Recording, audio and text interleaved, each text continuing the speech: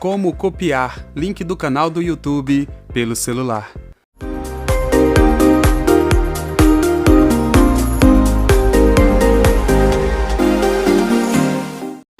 Bem-vindos a mais um vídeo aqui do canal, eu sou Railson Martins e neste vídeo eu vou mostrar como copiar link do canal do YouTube pelo celular.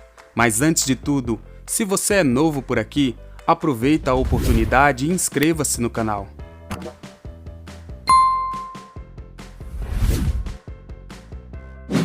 Para copiar link do canal do YouTube pelo celular, primeiro acesse o aplicativo oficial do YouTube. Logo depois, toque na foto do canal que fica localizada no canto superior direito da tela. Em seguida, toque na opção Seu canal.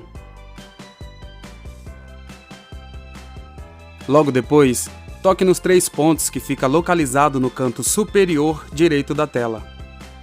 E então, toque na opção Compartilhar.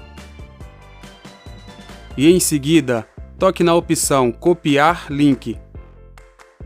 E pronto! Dessa forma, uma vez que o link do canal do YouTube foi copiado, você poderá compartilhá-lo.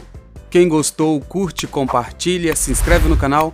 Eu vou ficando por aqui. Um forte abraço a todos e até o próximo vídeo!